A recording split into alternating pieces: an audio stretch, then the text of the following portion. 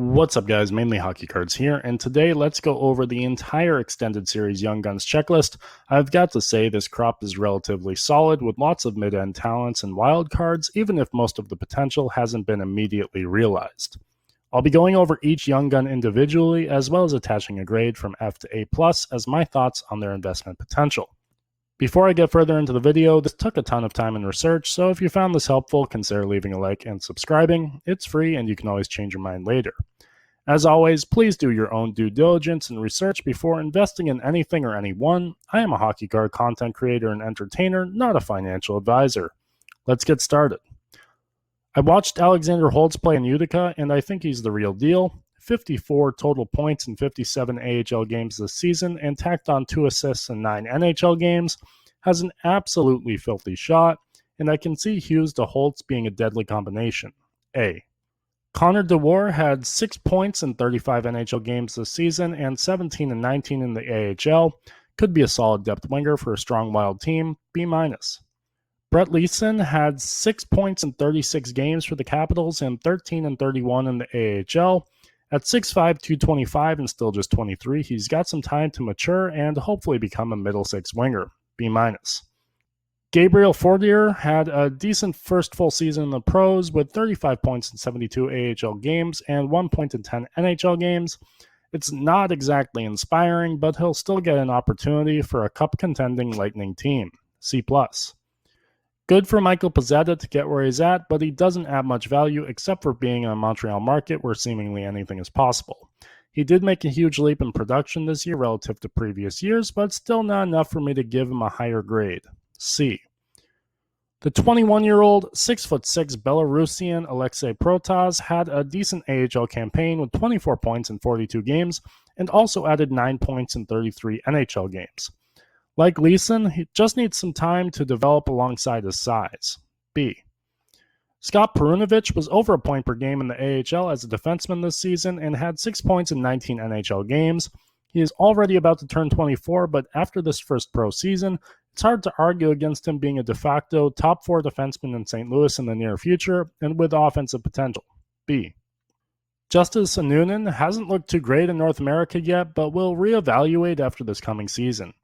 Just turned 22 in March and is still a high-quality prospect for the Stanley Cup champs. B-. A former CHL exceptional talent defenseman, Sean Day has worked his butt off and was rewarded with a few NHL games this past season. In the AHL, he had his best pro season to date with 40 points in 69 games. I think he could challenge for a roster spot as early as this season. And what better team to be a part of than in Tampa? B-. Ryan Merkley is about to turn 22, and we still haven't seen the dynamic offensive defenseman he was in juniors. Questionable defensive play and an alleged bad attitude give me a lot of questions.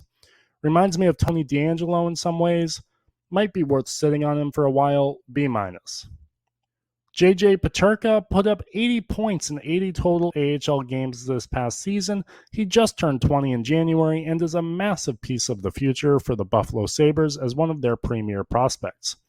I think he might get slept on just because he's in Buffalo, but Peterka could very well be a top-tier talent. A.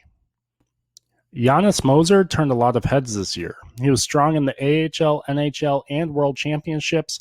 Unfortunately, he plays in an extremely weak market in Arizona, but if he turns more heads, keep your head on a swivel for this just-turned 22-year-old defenseman. B.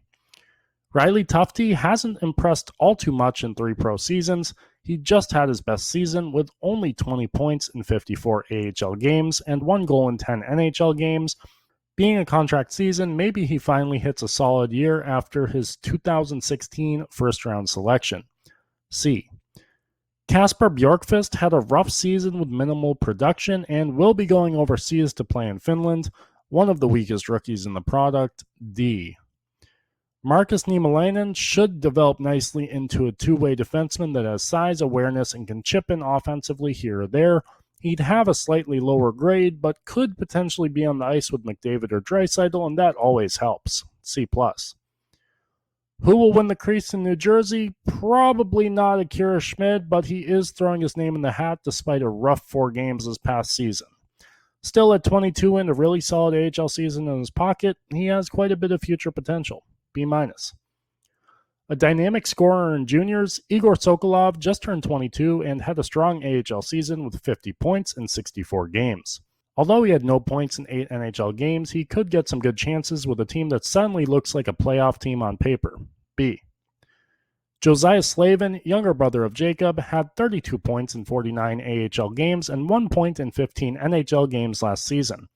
With Chicago being a dumpster fire, he should get an immediate opportunity to succeed in the forward group. B-. The 2019 number 5 overall pick, Alex Turcotte, adds to an already stacked youth core in Los Angeles. No points in 8 NHL games last season, but that should change soon. Lots of potential, but hasn't hit his stride just yet. B+. Paul Cotter had his best pro season with 34 points in 59 AHL games and tacked on 2 goals in 7 NHL games. With Vegas having continuous salary issues, look for Cotter to get every opportunity on his cheap ELC. B-. Cole Schwint turned 21 in April and enjoyed a solid first full season in the pros with 40 points in 72 AHL games and no points in 3 NHL games. He was part of the Huberdeau trade and definitely has some potential to be a really solid two-way player in Calgary. B. Arvid Soderblom was terrible in 5 NHL games this season, but had a .919 save percentage and 2.76 GAA in 38 AHL games. Pretty solid numbers. Being on Chicago, he'll definitely get chances. B. Ben McCartney had 35 points in 57 AHL games this season, including 18 goals, and is a hard-working 21-year-old winger with some offensive talent. Will probably start the season in an AHL arena in Tucson that has more seats than their parent club. Sorry, Coyotes fans. C+. Sean Durzi remains unsigned after seemingly coming out of nowhere to explode for 30 points in 71 total NHL games on defense. I hope he stays in LA to develop alongside the other top-notch talent they have, as I think he's definitely a diamond in the rough after this past season. B+.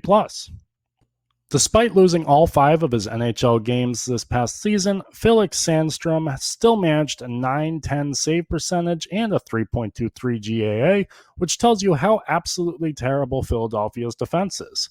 Could very well see increased playing time this season after he also put together a decent little AHL campaign too. As I always say, never rule goalies out. B.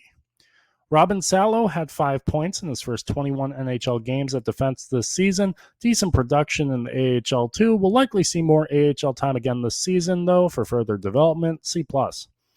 Hugo Onefeld just turned 21 and had a really rough first season in North America, but looked good previous to this.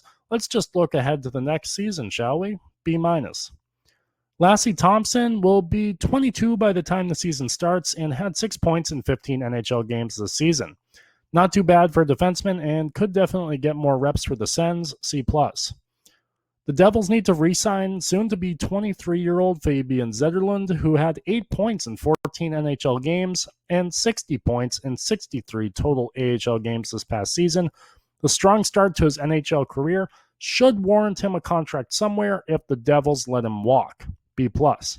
Don't rule out Mason Shaw just yet, who has only played 3 NHL games, but has also progressively gotten better in the AHL, with this past season being his best to date. Should get a shot with the Wild this season. B-. If you don't know who Jack Drury is, you will soon. 2 goals in his first 2 NHL games and 24 points in 18 AHL playoff games is all you really need to know. And he'll be on a stacked Hurricanes team. Definitely one of the best rookies in the product. A. Defenseman Cam Dineen had his best pro season last year with 19 points in 21 AHL games and 7 points in 34 NHL games. Even so, his value is quite low considering he's in the desert. C. Adam Beckman turned 21 in May and has shown some promise after a 34-point campaign in the AHL this past season. B-. Axel Janssen Fjallby had 34 points in 44 AHL games and 4 points in 23 NHL games this past season. He's also got the nicest hair in the league. Definitely steps in the right direction for the 24-year-old, and being a pretty popular player it seems, there's still some potential here. B-. Isaac Phillips is a soon-to-be 21-year-old defenseman in the Chicago organization who put together 27 points in 69 games of AHL action this past season. Will get opportunities and has some offensive potential. C+. Daniil Miramanov is a 25-year-old defenseman with 40 points in 53 AHL games last season, as well as 1 point in 11 NHL games. Honestly, a total wild card, could have a decent rookie season or could spend the majority of it in the AHL. Depends on his camp. See. Alexei Toropchenko struggled in the NHL with 2 points in 28 games this season, but had 20 and 42 in the AHL. A hulking 6'6" right winger. If he can develop more offensive tools, I think he plays a middle six role admirably. C+. Bryce Kindop had a decent AHL season and only appeared in one NHL game. He did just turn 23, and while he did have a solid offensive output in juniors, it hasn't really translated to the pros. C. Zach Sawchenko has had a wild road to get to the NHL, from the CHL to Canadian college hockey to the ECHL to the AHL and now to the NHL. Pretty cool. And he played relatively well this past season for San Jose. Now in the Hurricanes system and with injury-prone goalies in the NHL, could very well be someone to just sit on for a while. B. Raphael Harvey Pinard had a solid AHL season with 56 points in 69 games and chipping in 1 goal in 4 NHL games. Should get more opportunities in the NHL this season. Being a French-Canadian player in the Montreal market certainly helps. B-. While Riley Damiani did take a step back in production at the AHL level this season, he did make a stride forward and appeared in 7 NHL games, potting a goal and an assist. Would break him into a B- rating if not for the Dallas market. C+. 22-year-old Alex Steeves enjoyed 46 points in 58 games for the Toronto Marlies this past season, added an assist in 3 NHL games. With Cap a continuous problem with the big club, expect him to get some shots. B-. After several quite successful KHL seasons, 29-year-old Justin Danforth came back to North America and put up 10 goals and 4 assists in 45 games in the NHL. With a strong core in Columbus, could be worth watching if he's just a late bloomer. C+. Justin Barron had 2 points in 7 NHL games this season, is in the Montreal market, and looks like he has potential to be an eventual top 4 defenseman, all of this at age 20. B-. Seth Jarvis is arguably the best rookie in this set, 40 points in 68 games, and looks to be a lock in the Stanley Cup contending Carolina Hurricanes top 6 for years to come. A+. Matthias Norlinder projects to be a potential top 4 D-man for the Canadiens at some point. Solid puck-moving abilities and very pass-first, but historically hasn't lit it up offensively. C+. While Daniil Tarasov has struggled at the AHL level, he's put up a .937 save percentage and 2.4 GAA in limited NHL action. He also played very well in the KHL prior to this year. At just 23, there is still a lot of time for development, and he could very well be a regular in the NHL sometime soon. B. The goaltending partner of Akira Schmid, Nico Daws enjoyed success at the AHL and also played 25 games in the NHL. Although the NHL numbers weren't great, he's just 21 and was unexpectedly thrust into a second-half starting role. I think Daws should be on your radar of underrated goaltenders. B. Artemi Niazev enjoyed a solid first season in the pros with 28 points in 60 games as an AHL defenseman. With lots of opportunity in San Jose, he could let some of his offensive talents shine through, though it may be a couple seasons off. C+. Checklists always sell, but the names on here I doubt command much of a premium for this specific one. C+. So that wraps up the 2021-22 Upper Deck Extended Series. Who do you have higher? Who do you have lower? Let me know in the comment section below. If you enjoyed the video, leave a like and consider subscribing. It's free and you can always change your mind later. Thanks for watching, everyone.